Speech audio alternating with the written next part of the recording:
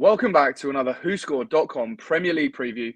This time we're looking at Bayern Munich beating Aston Villa versus Porto averagely playing against Manchester United. I'm joined as ever by Ben McAleer and I'm your host, Dan Worth. Ben, so much football going on at the moment. What did you make of both sides in Europe midweek? I was very impressed with Villa. It's hard not to be at the moment. They've been absolutely sensational since Emery took over. United, they're just such a enigma. Well, I mean, you kind of know what they're going to do. They're going to race into a 2-goal lead and then throw it away and just do everything they can to not win matches. And it's just the most bizarre team to watch at the moment, which is odd because they have so many good players in there, but there's no like cohesiveness to it. And I don't know. They're just such a random team. Yeah, it's wild. Like you can't pinpoint anything with Man United, particularly if you're looking at a steer on whether they're going to win matches or whether they're going to get beaten. Like, I don't think there's any opposition in the Premier League right now that you can comfortably say Man United will beat that team. Just because you just don't know what you're going to get. They can blow up. They could easily blow a team out of the water, like 3-0, like particularly some of the lower teams in the league. Or they could easily just lose to the likes of Ipswich and Southampton. Like, it's just incredible at the moment. And something needs to change. And obviously, the big rumours are that change will be Erik Ten Hag waving goodbye to the Old Trafford faithful. He may, though, have been given a lifeline by Harry Maguire last night, the late header, to seal is not the right word, to claw back a draw away at Porto. What do you make of it all? Do you think he should see the exit? And if he does, who would you imagine comes in or who would you want to see? And I guess as a Spurs fan, you'd probably rather he stays, right? I mean, for United fans, it must be so frustrating. He's been back very well. Some of the signings have been, a lot more misses than hits, especially, Anthony has been very poor. Højlund is still young, but you've spent a lot on him and he's, had his injury issues. I don't think the Maguire header last night should change too much for Ten Hag and Manchester United. I just can't see any sort of improvement. The personnel has improved, but the tactics have stayed the same. They're still as open as ever. They still look as prone to conceding every time they go forward. It's just, as I was saying earlier, such a curious team that, as you said, they could blow teams away one week and then get absolutely smashed the next. There's no cohesiveness to the way they play. There's no structure to their style of play. And I think the Maguire header should have no impact on Ten Hag's future. Personally, he, from Man United fans, some may want him to stay, but he probably isn't the right man now to lead them forward. The question now is, who is? Because there isn't really a deep pool of managers that could come in. They could go for Tuchel, who, has been linked to them before. Van Nistelrooy's waiting in the wing, supposedly. Southgate's there, but maybe Eddie Howe, because Dan Ashworth and Howe had a good relationship at Newcastle. It's just, that's the thing there. They're four very different managers that could take them in a different direction entirely. That's the problem with it, there being no plan off the pitch to take them in the right direction on it.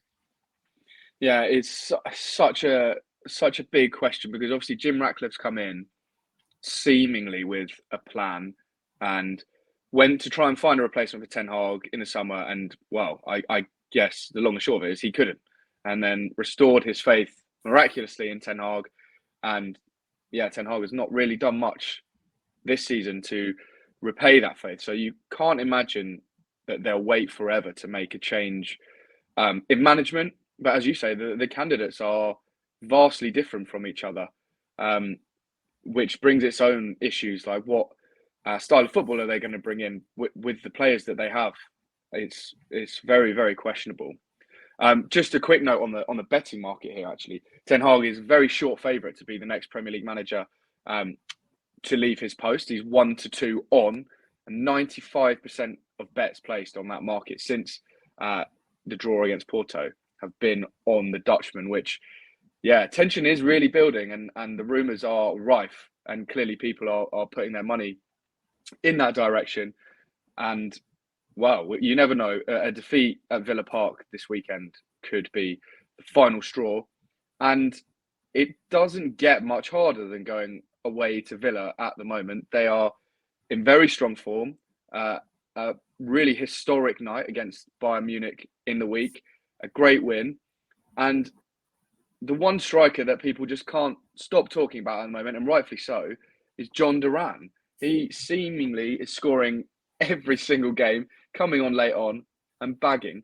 I still don't really know what to make of him. I've heard discussions of people saying he's in the top 5 strikers in the league. And whilst I almost want to disagree, I feel like I can't. What do you make of Jhon Duran at the moment, Ben? He's such a funny player. I think Sam Ty wrote for us last week, he's just as likely to score an overhead kick as he is to elbow an opponent in the back of the head.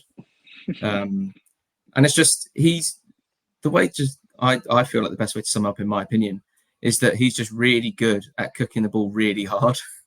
I mean, he showed great awareness to score against Neuer, against Bayern. I don't know what Neuer was doing that far off his goal line, but you know, he showed the great awareness and great technique to actually score that goal. And to make that run off the shoulder of the defender, to be picked up by Pau Torres as he was. And anyone would think, oh, you would, you know, try and take the ball down the channel a little bit and wait for support. But he's just thinking like, no, I've seen the goalkeeper off his line. I'm just going to Adriano, Pez 6, 99 shot power this right over Neuer and hope that it works. And it does for the most part, because as I said, he just kicks the ball really hard, really well. And for the most part, ends up in the back of the net, which you can't really argue about with a striker at the moment.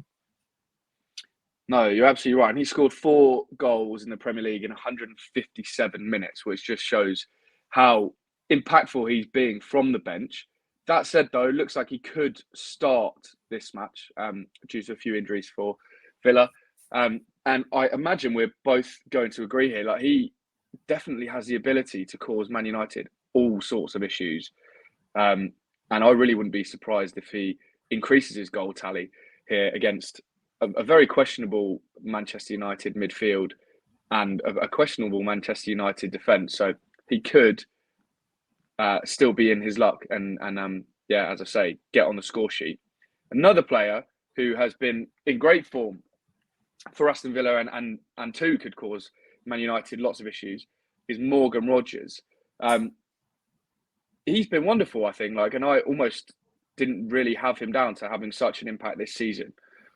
What do you make of his impact? And do you think Manchester United's midfield are equipped to deal with him? I mean, the one thing that struck out for me when Villa signed Rogers is just how big he is. I mean, he's huge by comparison. I mean, Emery's no slouch. He's, 5'10"? And when they did the announcement on their website, Rogers just dwarfed over him. He's just someone that is so difficult to shake off the ball. He puts that, physical stature to really good use. He just drives through teams and they just cannot stop him. I mean, there are times when, he will lose possession or he will have, that heavy touch. These are issues that can be ironed out, but he's just, when he gets on the ball, when he gets the space to run into, he's just so difficult to stop. I mean, he's top for successful dribbles in the Champions League, and it's easy to see why. And against the United side that still looks incredibly open, even with the addition of Ugarte, Rogers should have a field day. I mean, you look at United at the start of last season against Wolves, Matheus Nunes absolutely carved them open from midfield. And it wouldn't surprise me if the same happened again on Sunday with Rogers.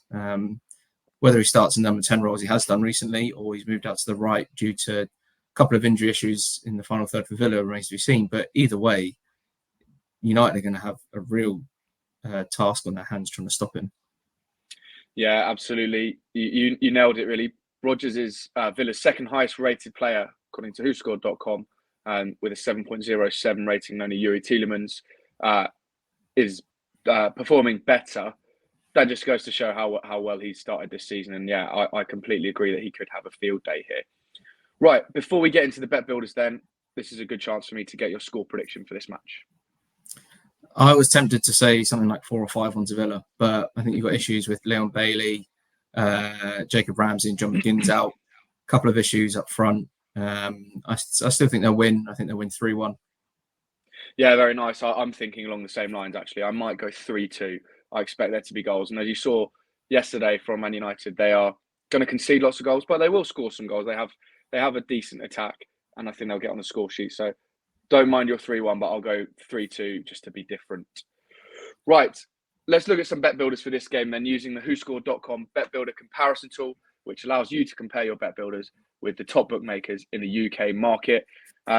You'll soon see from our selections that it's vital that you use this if you want to get the best price, because when you win these bet builders, you want to make sure you're winning as much money as possible. So go to WhoScored.com. On every match center for every match, there is a bet builder toggle. Have a look, have a play around, and you won't regret it because you'll get more for your money. So go ahead and do that. I'm going to present a banker. I say banker because it's quite a short price, but I've had very little luck so far with these. But I do feel quite confident on this one. The first leg is Aston Villa to win. We've kind of already covered the reasons why that feels like a good base. Villa really strong at home, off the back of a big win, feeling quite settled, and just working wonders under Emery. You'd argue Manchester United are the complete opposite of all of those things. So, I think Villa to win is a nice start. I'm heading into the fouls market next, and I'm probably going to say this wrong, but I'm going for Nasser Mazraoui. Could have been worse, I think. Over 0.5 fouls. He's committing an average of 1.7 fouls per game, and he's going to have his work cut out, as will all of the United players in transition and in defence. So I think he'll stick true to his averages and pick up 1 foul. And finally, I'm going with Ollie Watkins to have 0.5 or over 0.5 shots on target. He's averaging 1.5 shots on target per game. He'll lead the line for Aston Villa. I did actually contemplate putting him in anytime scorer, but maybe that is a good play if you're feeling more confident than I am. But I've gone for over 0.5 shots on target here. Using the bet builder tool, you can quickly see that this is best price 5-2, but as short as 12-5 elsewhere in the market. So as I said at the start of this, do use the tool because you'll get the best price. And if it does win, you'll win the most money. So it's a win-win situation. It's super easy to use. I'm going to throw over to you, Ben, because I believe you have a bit of a longer shot for us. I do, yeah, Dan. I have also gone for the Villa to win market. We covered that. I think over 3.5 goals in this game. It's happened in Villa's last 3 matches, and their last 2 at home, and they've won both of those. So United to win, Villa to win, and over 3.5 goals. Morgan Rogers to have over 0.5 assists. He got 2 assists in his last home league game, and he's always looked dangerous every time he's been on the ball. And Matthias de Ligt to have over 0.5 shots. He's averaging 1 shot per game. At the moment, this is a best price of 23.93 to 1 with Paddy Power, but is a worse price of 14 to 1. So you could stand to make over £100 more betting on the best price bookmaker if you put a £10 bet on, and this one comes in. As you say, pretty confident this one will come in, but I can say that every time I put bet builder together. But yeah, 23.93 to 1 on this one. Yeah, very nice. That feels like strong value to me. We've just spent the last close to 15 minutes giving rationale for both those picks, so I'm pretty confident in both of them too. Just one more repeat of using this bet builder tool, because if you are placing bet builders, like you need this tool. It's your best friend. Make sure you get the best price. Don't get mugged off by backing bet builders at a worse price when these prices are out there. Like you will regret it. So go ahead and use that at WhoScored.com. That's it then. Cheers for joining me, Ben. As ever, everyone listening at home, make sure you like, subscribe, and follow WhoScored.com across all platforms for all of your stats needs and all of your football discourse. Enjoy the game this weekend, and we'll catch you next time. Cheers, guys.